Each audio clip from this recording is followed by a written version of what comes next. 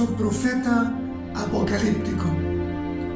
Dice la palabra en 2 de Pedro capítulo 2, versículos del 1 al 3, pero hubo también falsos profetas entre el pueblo. Está hablando de la iglesia de Cristo Jesús. Como habrá entre vosotros falsos maestros, que introducirán encubiertamente herejías destructoras y aún negarán con falsa doctrina al Señor que los rescató, atrayendo sobre sí mismo destrucción repentina. Y muchos seguirán sus disoluciones, por causa de los cuales el camino de la verdad será blasfemado. Y por avaricia harán mercancía de vosotros con palabras fingidas. Sobre los tales, ya de largo tiempo la condenación no se tarda y su perdición no se duerme. Hoy lamentablemente vemos que abundan los mensajes de la prosperidad, prácticas antibíblicas, las cuales el Señor no nos envió a hacer en su palabra, pactos a cambio de cosas, de casa, de familiares, de gente enferma, un nuevo trabajo, un nuevo negocio. Pero habrá muchas personas en este tiempo que verán que estas son falsas doctrinas. El Señor está comenzando a hacer entender a esas personas que son doctrinas de hombre. Y usted me dirá, bueno, hermano, yo pacto con Dios. Yo pacté dinero y el Señor me ha bendecido. El Señor me ha dado lo que yo pedía. Pero yo quiero decirte, amigo, por lo que dice la Escritura, no fue tu dinero lo que hizo que Dios te bendijera, sino que el Señor está viendo tu fe. No es tu dinero. Si fuera tu dinero, lo que tú estarías haciendo es comprar el favor de Dios para tu vida. El Señor dice, ponme en primer lugar y yo te daré la plenitud de todas las cosas. Él dice, en lo poco me has sido fiel, en lo mucho te pondré. Y esto encierra cada una de las áreas de nuestras vidas. Lamentablemente, hoy podemos ver que muchos se van a quedar cuando el Señor venga por causa de estos falsos profetas.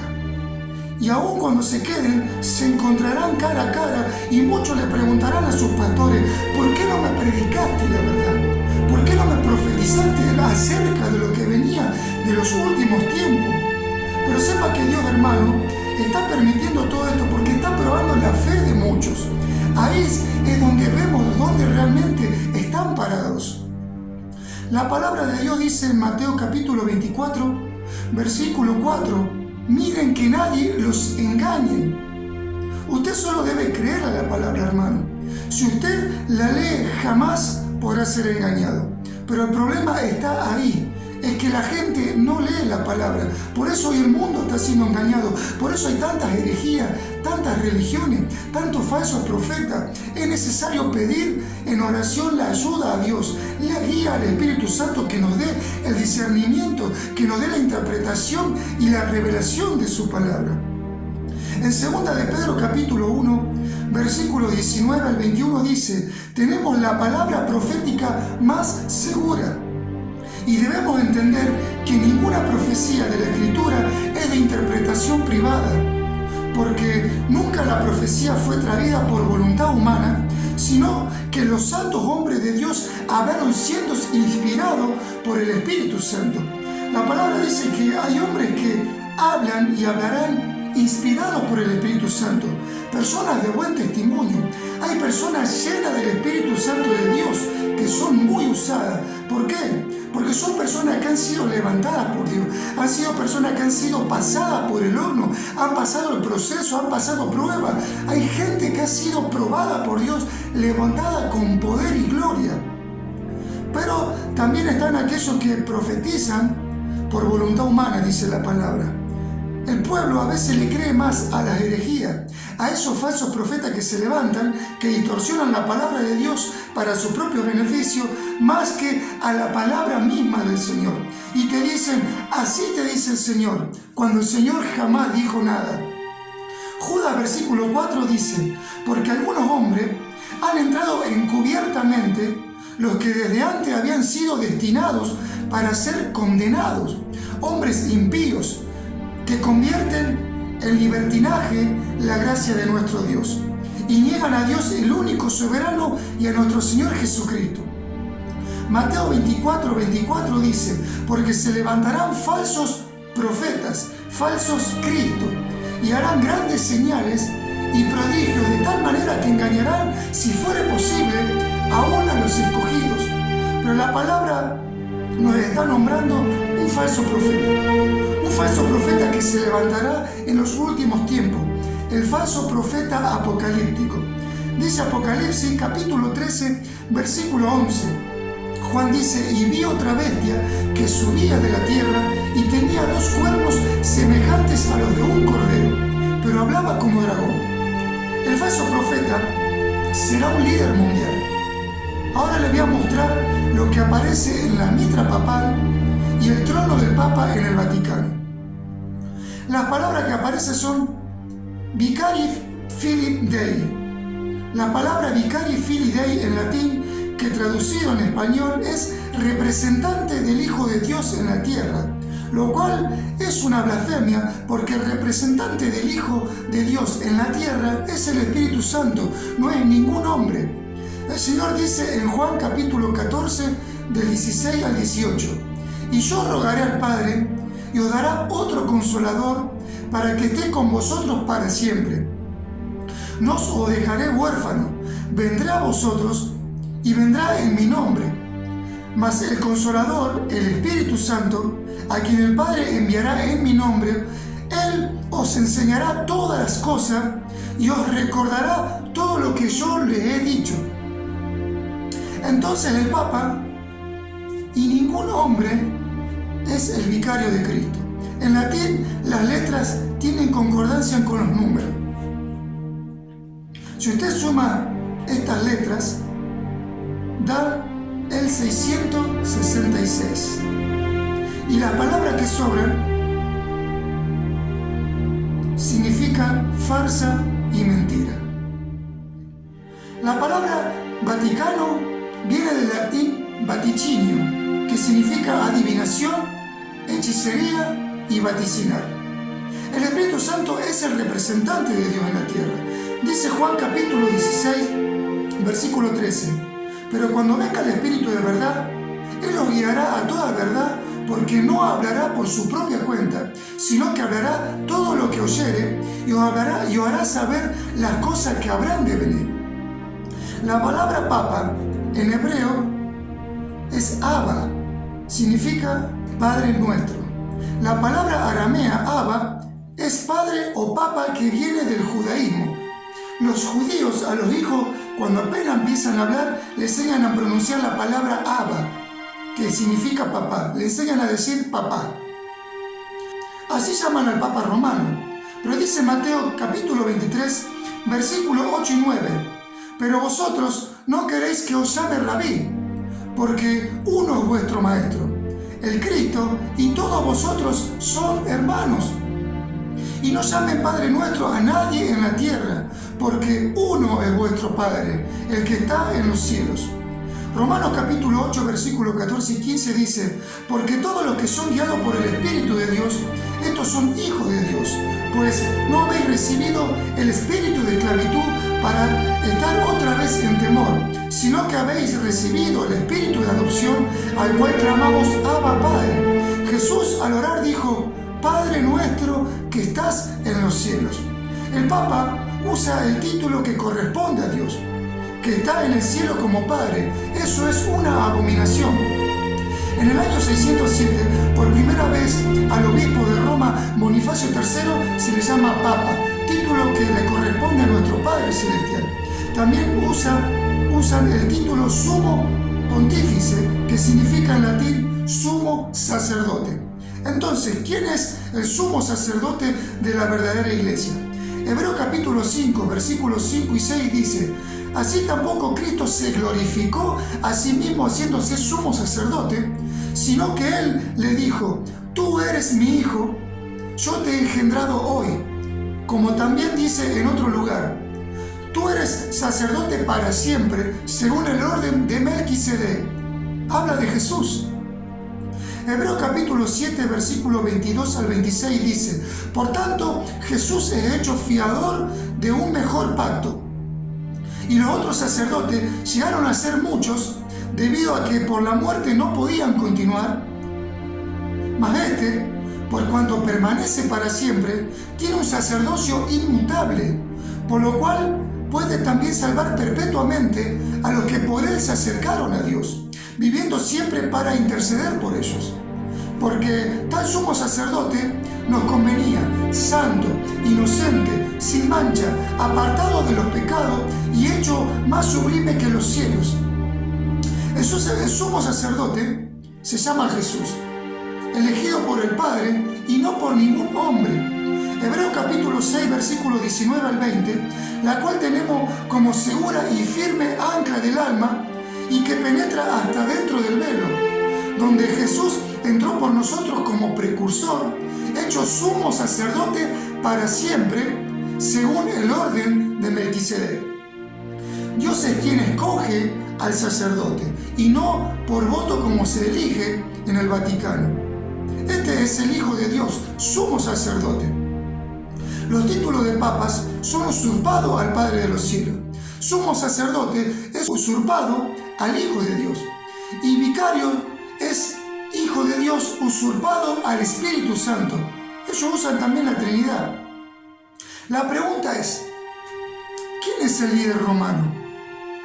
El líder del Vaticano no es Dios, no es Jesús y tampoco es el Espíritu Santo. Ese es un reino paralelo al de Dios y un líder paralelo. Entonces aclaramos que la Biblia dice la verdad acerca de estas cosas y dice la Biblia que la verdad nos hace libre. No podemos dejar pasar por alto todos estos temas que están en la Biblia. La pregunta es, ¿el líder romano es la bestia del Apocalipsis? Primera de Juan capítulo 2 versículo 18 dice, hijitos, ya es el último tiempo. Y según vosotros oíste que el anticristo viene, así ahora han surgido muchos anticristos, por esto conocemos que es el último tiempo. Hay y han habido muchos anticristos, como nombramos Nerón, Hitler, pero el Papa no es el anticristo. El anticristo usará a la Iglesia Católica para empoderarse del mundo, pero al final el Vaticano será incendiado por el mismo anticristo que los va a traicionar. Aleluya. Lo veremos cuando hablemos de la caída de la Babilonia.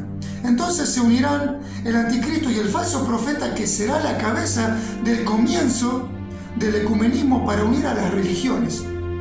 Primera de Juan capítulo 2 versículo 19 dice, salieron de nosotros, pero no eran de nosotros, porque si hubieran sido de nosotros, habrían permanecido con nosotros. Dice que muchos conocieron la verdad, pero apostataron de la fe. De ella salieron teólogos, rabinos, predicadores, ovejas del pueblo de Dios. Todos aquellos se desviaron del verdadero mensaje del Señor. Aún dice 2 de Pedro capítulo 2 versículo 1. Pero hubo también falsos profetas entre el pueblo, como habrá entre vosotros falsos maestros, que introducirán encubiertamente herejías destructoras y aún negarán al Señor que los rescató, atrayendo sobre sí destrucciones repentinas. Estos fueron personas que estuvieron en la verdad, la que fue fundada con los pilares de la verdadera iglesia. ¿Cuáles son esos pilares? Cristo sana, Cristo salva, Cristo liberta, Cristo bautiza con Espíritu Santo y fuego y Cristo viene otra vez. Ese es el verdadero evangelio, con señales, con prodigios, donde se manifiesta el poder de Dios sobre las vidas. Segunda de Pedro capítulo 2 versículo 2 dice, y muchos seguirán sus disoluciones, por causa de los cuales el camino de la verdad será blasfemado. Y por la avaricia harán mercancía de vosotros con palabras fingidas. Sobre tales ya de largo tiempo la condenación no se tarda y su perdición no se duerme. Hombres que usarán la palabra para su propio beneficio, para hacer negocio, pero por más lindo que prediquen, si no predican la verdad, ellos están condenados a la eterna condenación junto con sus seguidores, aquellos que siguieron sus mensajes errados, y aún ellos, si no se arrepienten, se irán a la eterna condenación. Dios quiere que haya arrepentimiento genuino. Dios quiere que ellos se arrepientan y no vayan a una condenación. Dios no quiere la condenación de nadie. Segunda de Pedro 3:9 dice que Él es paciente con nosotros para que todos procedan al arrepentimiento. La Biblia nos habla de una segunda bestia. En Apocalipsis capítulo 13, versículo 11 dice: y vi otra bestia que subía de la tierra, que tenía 2 cuernos semejantes a los de un cordero, pero hablaba como dragón. Y ejerce toda la autoridad de la primera bestia en presencia de ella, y hace que la tierra y los moradores de ella adoren a la primera bestia, cuya herida fue sanada. También hace grandes señales de tal manera que aún hace descender fuego del cielo a la tierra delante de los hombres. Y dice que engaña a los moradores de la tierra con señales que se le ha permitido hacer en presencia de la bestia, mandando a los moradores de la tierra que hagan una imagen de la bestia que fue herida con la herida de muerte y vivió. El anticristo sufrirá un atentado y morirá. Entonces la gente se va a asombrar, se meterá en el templo en Jerusalén y la gente le dará adoración. Ahí se llamará Dios. Entonces dice 2 Tesalonicenses capítulo 2, versículo 2, y se opondrá y se levantará contra todo lo que se llama Dios y lo que es objeto de culto, haciéndose pasar por Dios. Entonces la imagen hablará y el falso profeta hará matar a todos los que no adoren a la bestia. Y puede ser que en el momento que el anticristo entre en el templo, ahí será el momento donde mande a incendiar al Vaticano. Ahí comenzará la persecución y comenzará la gran tribulación. Ahí donde el falso profeta se encargará de la economía mundial, y una vez que el dinero sea quitado y reemplazado, él pondrá la marca de la bestia. Apocalipsis capítulo 13, versículo 16 dice que todo, pequeño, grande, rico, pobre, libre y esclavo, se ponga la marca de la bestia en la mano derecha o en la frente, y que ninguno pueda comprar ni vender si no tuvieran esa marca o el nombre de la bestia o el número del nombre. Aquí dice: hay sabiduría, y el que tiene entendimiento cuente el número de la bestia, pues es número de hombre y su número es 666. Muchos se dejarán marcar porque verán al anticristo como el supremo, querrán identificarse con él. Hoy el mundo, mire, se encuentra en una crisis de identidad, dado que no han conocido el verdadero amor de Dios, están lejos de Dios. Si un cristiano dice ser hijo de Dios, no puede tener una crisis de identidad, porque el Espíritu Santo que mora en nosotros nos da testimonio de quienes somos en Cristo, verdaderos hijos de Dios. Muchos se sentirán identificados con el anticristo porque verán el milagro de la resurrección y para ellos será algo poderoso. Otros se van a identificar con él por la sexualidad, porque Daniel 11:37 dice que él es un homosexual, dice que él no hará caso de las mujeres. En ese tiempo Satanás le dará una falsa identidad por medio de la marca. La gente necesitará pertenecer a algo o a alguien, entonces el 666 los hará sentir honrosos. Muchos se harán marcar por su propia voluntad, pero otros se sentirán obligados a marcarse porque sin la marca no podrán hacer nada, no podrán vivir. Ahora, esa marca tendrá el nombre del anticristo o el número de su nombre. Ahí figurará la identidad de aquel con quien la gente se va a identificar. Entonces, ¿cuál será la relación del Vaticano con el anticristo? Las religiones del mundo, el anticristo y el falso profeta se unirán. Hoy el Papa está apoyando el nuevo orden mundial. En ese momento la voz del anticristo será la voz oficial del mundo y del Vaticano, una voz profética falsa. El Vaticano va a impulsar el levantamiento del anticristo, creando un solo gobierno mundial, pero hoy el Papa es reconocido como el líder mundial. Hoy él es el hombre más poderoso al cual todos se están uniendo por medio del ecumenismo. Entonces, ¿quién es el Papa?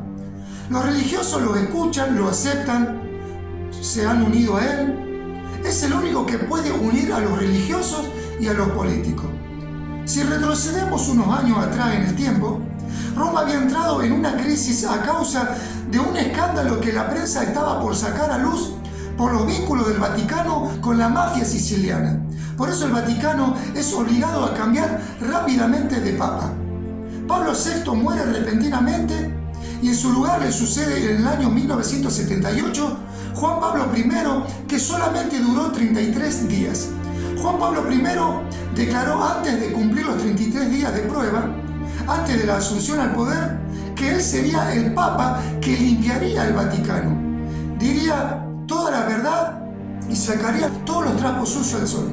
El Vaticano no podría permitir que se dijera la verdad y lo mataron a los 33 días, horas antes de asumir y sentarse en el sillón de San Pedro.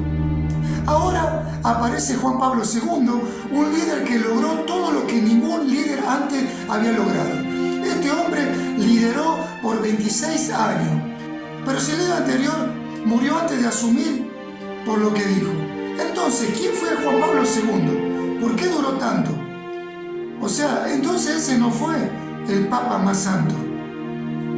Juan Pablo II logró lo que nadie había logrado en la historia: la unificación de las religiones. Su visión era ecuménica. Los líderes religiosos lo aceptan, los pastores y tantos otros líderes de otras religiones. Él convocó en su asunción en 24 horas 7 millones de personas. Fue el único papa al que se le hizo una estatua en cada país del mundo. Fue el Papa de los Milagros. En un evento de jóvenes en Uruguay, en el año 1981, él comenzó a soplar sobre las multitudes y las multitudes caían. Fue el Papa que hizo aparecer polvo de oro en las manos y aceite en las manos, donde en su tiempo las vírgenes comenzaron a llorar sangre. Aparecían vírgenes en la ventana, en las paredes, en los troncos de los árboles, en las comidas, en las ropas, en las nubes. En todos lados aparecían vírgenes. La gente lo amaba. Luego lo sucede el Papa que fue mano derecha de él, Benedicto XVI, que da una sorpresa al mundo. Este anuncia en el documento del año 2000 que la Iglesia Católica era la única fe verdadera, que nadie podía salvarse fuera de la católica, que él reconocía a las demás religiones, pero jamás reconocería a los evangélicos como hermanos o como hermanos separados, y que si ellos quieren salvarse deben volver a la Iglesia Católica, porque fuera de ella son sectas y son herejes. Dijo un día antes de asumir su cargo que él sería tolerante con las nuevas religiones. Él se estaba refiriendo al budismo, al hinduismo, a los musulmanes, a los judíos, a los mormones, a los testigos de Jehová, pero él no iba a tolerar a los herejes, a la secta que son los evangélicos, porque ellos van en contra del camino del catolicismo. Ellos van por un camino equivocado y que él les haría frente. Este Papa se ganó la enemistad de muchos. Fue llamado en la página del Vaticano como el gran perro guardián de la Iglesia y el gran inquisidor. Este Papa habló en contra de los evangélicos en el año 2000. Un editor de la revista jesuita americana dijo que Ratzinger podría ser el factor de división y no de unión para la Iglesia. Algunos creían que se trataría de una nueva Inquisición. Según las profecías de Malaquías y de Nostradamus, vendría un papa que haría divisiones profundas en la Iglesia Católica para luego preparar el camino a un Pedro malvado. Esto lo catalogaron como revolucionario. Es la información que sale de la página oficial del Vaticano. Pero ¿cómo es esto? Si estamos diciendo que el Papa va a unir a todas las religiones del mundo. Juan Pablo II unió a todos, pero luego viene Benedicto XVI y le declara la guerra a los cristianos. Entonces Benedicto XVI duró 8 años. ¿Y qué pasó con Benedicto XVI? ¿Por qué ahora hay 2 papas? Siendo que la costumbre católica en la que el Papa extiende su pontificado es hasta el momento de su fallecimiento. Los medios declararon que no podía seguir gobernando por la edad avanzada. Otros decían que renunció porque estaba enfermo y tantas otras cosas, pero eso es toda una mentira. El Papa Benedicto XVI sufrió un golpe de Estado. Él no renunció, sino que abdicó. La abdicación, según la politología, es para los reyes y la renuncia es para los presidentes. El líder de Roma no es solo un líder religioso, sino también político.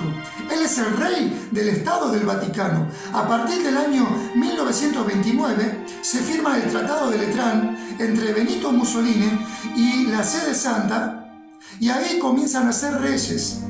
Lo hicieron renunciar porque estaba pasado de pederastía, que es violación a los niños, pedofilia, orgía. Todo eso estaba por salir a la luz y por eso lo sacaron. Ese golpe de Estado lo hizo el sistema y el nuevo orden mundial y el Vaticano mismo, porque ya estaba a punto de posicionarse el anticristo.